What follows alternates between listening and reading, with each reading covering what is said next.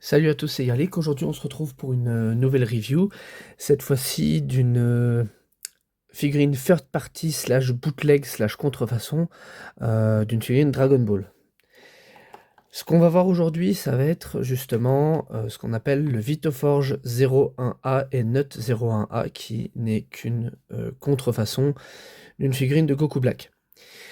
Donc, on va déjà passer un petit peu en revue la première boîte.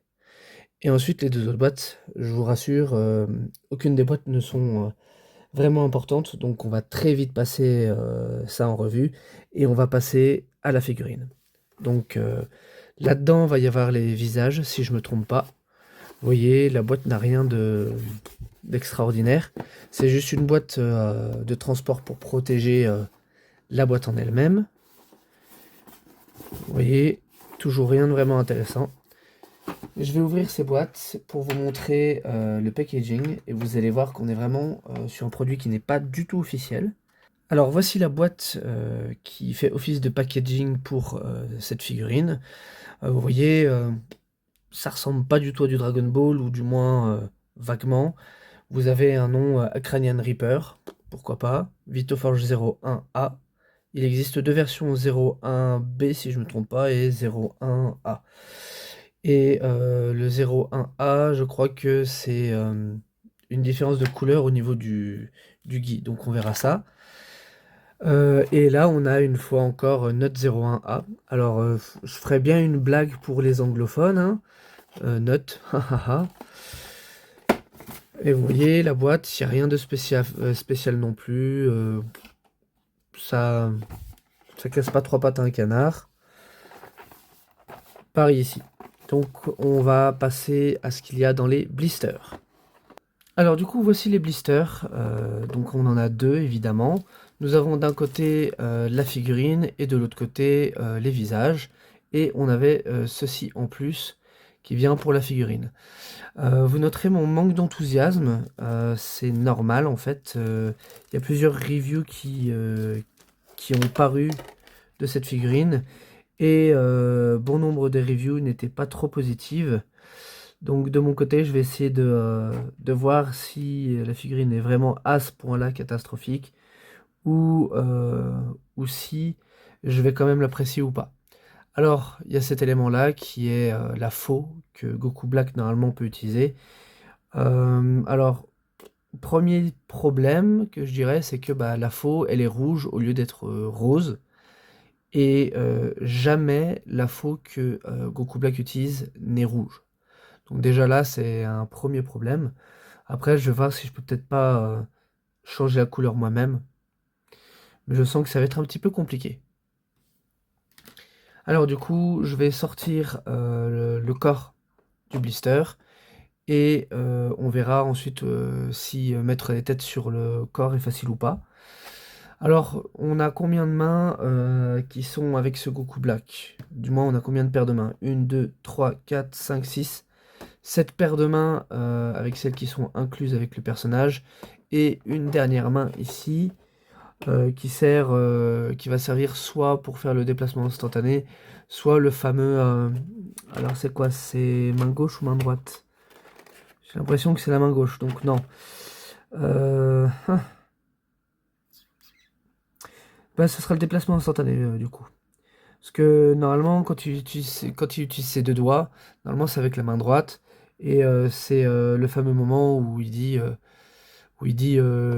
t'as vu cette nouvelle couleur, elle est jolie. Enfin voilà quoi. Donc je vais sortir le corps du blister et on va regarder ça plus en détail. Alors, parlons un petit peu des visages avant de passer sur la figurine. Comme vous pouvez le voir, on a le Super Saiyan Rosé avec 4 visages inclus, et on a deux têtes, enfin de moins deux types de cheveux pour Goku Black, et avec 4 visages. Et donc on a un rictus accentué, un rictus, un visage criant, et un visage où il a les dents un peu serrées. Les visages n'ont pas l'air trop mauvais. Surtout quand je compare aux originaux. Les visages originaux, ce qu'on pouvait peut-être leur reprocher, c'était qu'ils étaient trop neutres. En fait, le problème des Figuarts 2.0, c'est que Tamashii Nations avait opté pour un style neutre pour leurs figurines, ce qui fait que le tout ressemblait à ça. Ce qui est un peu dommage. Et c'est que vers la fin qu'ils ont commencé à restyliser leurs figurines. Donc on va passer au visage, au corps, pardon, mais avant, il y a ici deux différents pegs. À mon avis, c'est pour remplacer ça, pour mettre sur des corps 2.0 ou autres. Donc ça, on ne l'utilisera pas à l'instant T. Alors donc voici le corps qui est venu dans ce packaging. Tout d'abord, je constate que c'est un corps qui a l'air d'émuler un peu les corps 3.0 de chez Bandai. On va voir un petit peu les articulations. Vous voyez là, je n'ai pas mis de tête pour l'instant. Le premier test qu'on va faire, c'est qu'on va essayer de mettre une des têtes et on va aussi essayer de changer un visage pour voir si c'est assez simple. Donc normalement, vous êtes supposé mettre ça là-dedans. Donc on va voir.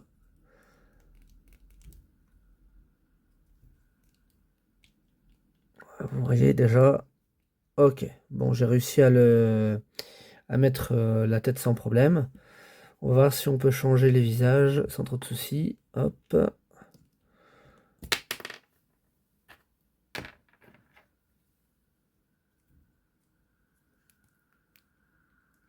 Ok.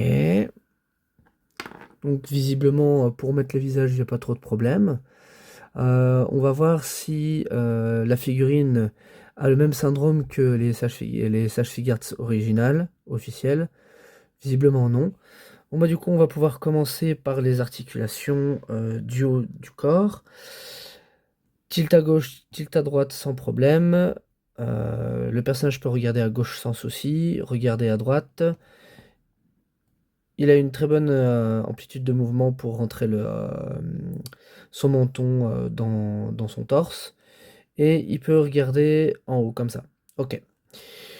Donc on a un point d'articulation ici et un point d'articulation ici, ce qui fait que justement vous pouvez avoir toutes ces articulations là. On a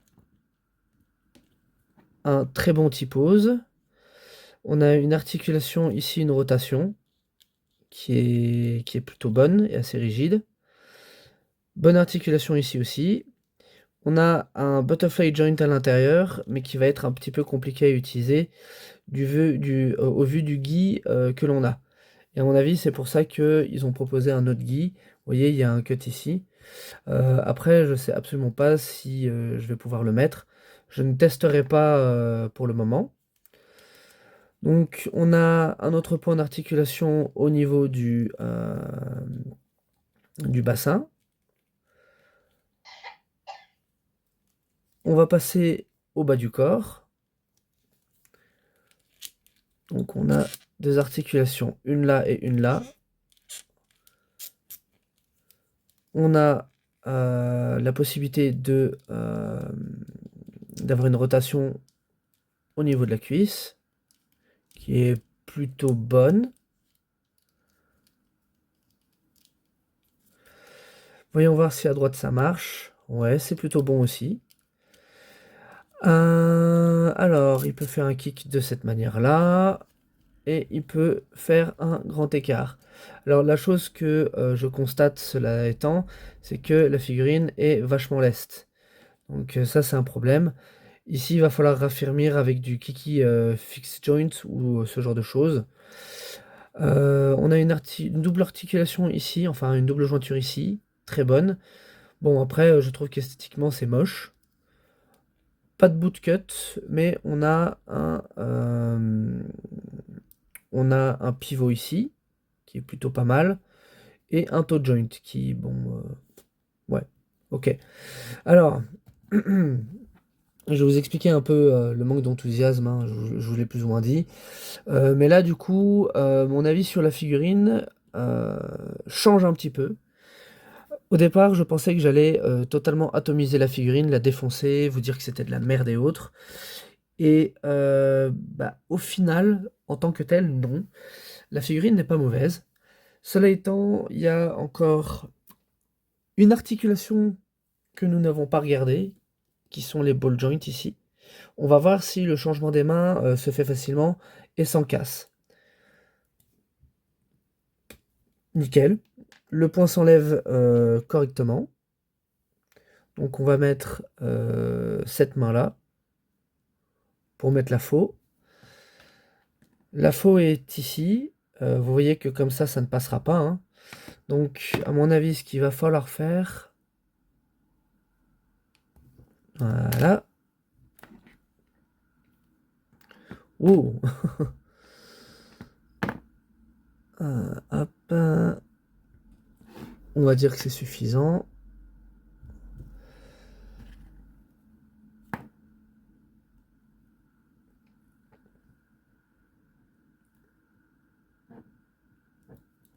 Alors vous voyez que déjà, premier souci qu'il y a au niveau de l'articulation, c'est que la main s'enlève très facilement. Après je me demande si c'est pas parce que voilà, le trou est beaucoup trop large. Regardons cette main-là. Ça s'enlève quand même facilement. Bon après, que le trou soit large, c'est pas non plus trop grave. Mais du coup, ça va gêner un petit peu l'articulation. Donc ça, c'est un peu pénible. On va changer le point ici. Pas de souci, encore une fois, pour le changement des mains.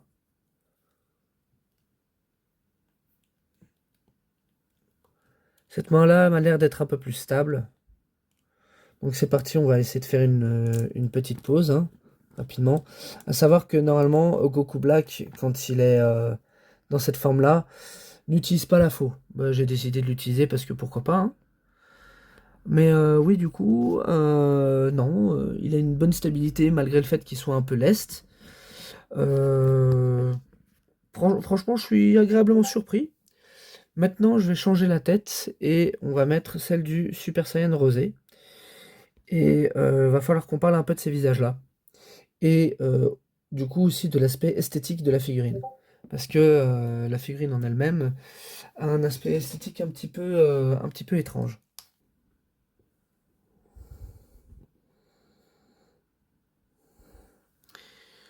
Ok, donc voilà la figurine avec le visage, enfin, avec la chevelure et le visage du Super Saiyan Rosé.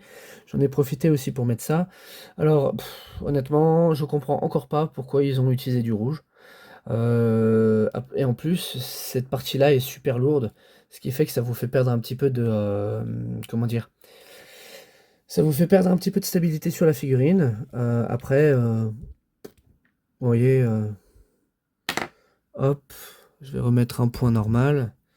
Mais en soi, y a pas, j'ai pas grand-chose de négatif à dire, si ce n'est que la figurine est vraiment leste.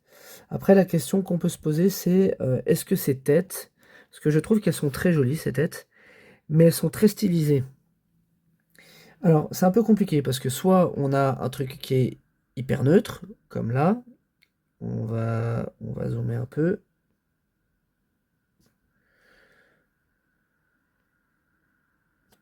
Donc soit on a un truc hyper neutre comme ici, soit on a un visage trop stylisé pour être du Dragon Ball Super. Ça, techniquement, pour moi, c'est un Goku Black qui viendrait de Dragon Ball Z. En termes de design, c'est soit film Dragon Ball Super, soit série Dragon Ball Z, mais en aucun cas la série Dragon Ball Super. Il y a une différence de design surtout, et bah, du coup, forcément, bah, moi j'aime bien l'aspect, mais il colle pas au personnage en fait. Ce que je veux dire par là, c'est que bah, le personnage dans Dragon Ball Super, il ressemble pas tout à fait à ça. Alors il y a quand même certains détails dont il faut qu'on parle au niveau design. C'est que vous voyez ici, on a la Potala. Eh bien, comme vous pouvez le voir sur... Ouais, bon, c'est c'est un mauvais exemple. Mais en fait, la Potala, ce qui se passe, je vois que Bandai avait vraiment fait les feignants à l'époque. Ce qui se passe, c'est que en fait, vous avez donc la boule qui est verte. Et normalement, ici, c'est pas supposé être argenté, c'est supposé être doré. Donc ça va être une petite correction à effectuer, mais c'est une correction de rien du tout. Après, le plus pénible, ça va vraiment être les articulations. Ça se corrige, mais c'est quand même pénible. Donc on est quand même sur une figurine qui est assez solide, mine de rien. Après, évidemment, là, je vais faire le comparatif en termes de taille notamment, avec le Super Saiyan Rosé original et d'autres figurines qui viennent de chez Demoniacal Fit, par exemple. Je vais juste changer rapidement l'expression du visage du Goku Black pour vous montrer à quel point c'est facile.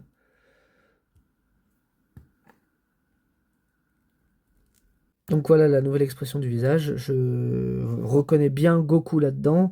Et avec ce sourire comme ça, on peut bien se dire effectivement que c'est Goku Black. Je vais mettre les autres figurines en comparaison. Ok, alors voici un petit comparatif. Donc on a Ultimate Atrocious de Demoniacal Fit qui n'est juste que Xeno Goku Black. On a le Goku Black original de chez SH Figuarts avec la tête de Goku Black du Vito Forge. Du coup, bah, ça vous permet de voir que les têtes ici sont compatibles avec le corps original, ce qui est plutôt une bonne nouvelle. Après, comme je vous avais indiqué, vous remarquez que du coup, il y a quand même une différence de gabarit entre les deux. Techniquement parlant, si on prend l'animé Dragon Ball Super, Goku Black est supposé avoir un gabarit un petit peu gringalé comme ça, et non pas musclé de cette manière-là. Là, on est plutôt sur, je pense, une représentation qu'on peut avoir dans le manga ou encore dans ce qui se faisait dans Dragon Ball Z. Et on a du coup ici Demoniacal Fit, euh, True Believer, qui n'est autre que une copie de la territoriale exclusive, comme j'appelle ça, de Zamasu, qui n'était sortie que aux US. Oui, si vous sentez que je suis salty, c'est normal, je le suis. Mais bon, grâce à Demoniacal Fit, j'ai quand même eu cette figurine-là. Et bah du coup, vous voyez que j'ai laissé de côté ça, qui était sur l'original. Euh, et ben, je vous avoue être surpris. Il y a effectivement une différence de gabarit. Le Goku Black ici fait un petit peu plus grand. Normalement, j'ai ma réglette qui me permet de voir les centimètres, parce que c'est toujours une question de centimètres. On va voir tout de suite la différence entre les deux. Alors, le Goku Black original, hop, il fait, on va dire 15, ouais, 15 centimètres à peu près. Là, on est, bon, la chevelure, elle aide pas, mais vous voyez que de toute façon, au niveau des épaules, on n'y est pas. Les épaules du Goku Black de chez Vito Forge sont plus hautes. Cela étant dit, c'est pas choquant. Je pensais que ce serait bien pire que ça, et au final, bah absolument pas. Je vous avoue que je suis agréablement surpris. Donc sur ce segment-là, bah écoutez, il n'y a aucune figurine qui est officielle. Les officiels, je les ai un petit peu mis au placard. Bon, j'ai toujours un Bardock qui est de côté, d'ailleurs que je peux mettre juste pour avoir une présence hein, d'une figurine officielle. Mais en soi, non. Là, il n'y a pas vraiment de figurine officielle, si ce n'est le Bardock. Donc là, on a le Kamiwan. Enfin, on a un Gogeta de chez Kamiwan qui, pour moi, pour un Gogeta Blue, il est juste excellent. On a la SH Figuarts de Bardock. On a ici bah, Vito Forge Goku Black, le Majin Buster de chez Demoniacal Fit, qui pour l'époque pour moi était très bon. Je vous avoue que j'ai pas à cœur de la remplacer. Et on a ici le Majin Vegeta de chez Black Hole Toys. D'ailleurs, rest in peace Black Hole Toys. Hein. En même temps, quand on n'est pas très discret et que l'on ne paye pas ses designers, c'est ce qui se passe. Mais enfin bref, voilà. Donc maintenant, on va pouvoir passer à la conclusion. Et bah, la conclusion, c'est que je vous avoue que je suis assez surpris. J'ai eu pas mal de retours comme quoi la figurine était dégueulasse, que les visages étaient immondes, euh, que la figurine était hyper leste, que il y avait des parties qui étaient complètement gelées. Et au final, le seul problème que j'ai moi, c'est le fait que la figurine soit leste. Et je trouve, alors, je vais peut-être me faire des ennemis, mais je trouve que les visages ne sont pas dégueulasses, justement. Je trouve qu'ils sont plutôt jolis. Alors, c'est peut-être pas ce qu'on attend d'un Goku Black, mais quand je compare à d'autres visages qui sont hyper stylisés, du style ceux de chez Dikeo, bah, je préfère des visages comme ça, qui se marient plus avec l'esthétisme que l'on a des figurines officielles. Donc sur le coup, bah, je ne regrette pas l'achat. Après, c'est là où je vais y venir, mais on va parler un petit peu du prix. C'est que cette figurine-là, c'est une figurine non officielle et je trouve que là c'est déconné, mais les compagnies tierces commencent à mettre des prix qui sont même au-delà des officiels. Je veux dire, la Goku Black à l'époque, celle-ci, j'ai dû la payer 40-50 euros. Ici, vous pouvez mettre 30 euros de plus. Alors oui, il y a des accessoires. Oui, il y a des parties supplémentaires pour le transformer en une sorte de version 4.0 du personnage. Mais je trouve pas que je trouve que le prix est quand même relativement excessif. De toute façon, vous commencez à me connaître, dès que je parle de prix, il y a très souvent il y a très souvent moi qui me dit que le prix est excessif. Mais là, en l'occurrence, pour un produit qui n'est pas officiel, 70 euros, c'est quand même déconné, hein. Je sais pas, 40-50 euros, et encore. Mais voilà quoi, donc vous avez Black Hole Toys et Demoniac Fit qui proposent des produits entre 40 et 50 euros, qui sont pas parfaits, je suis d'accord, mais qui sont dans une gamme de prix qui se rapproche de ce que Tamashinations fait. Là, on est sur la gamme de prix ultra premium de chez Tamashinations.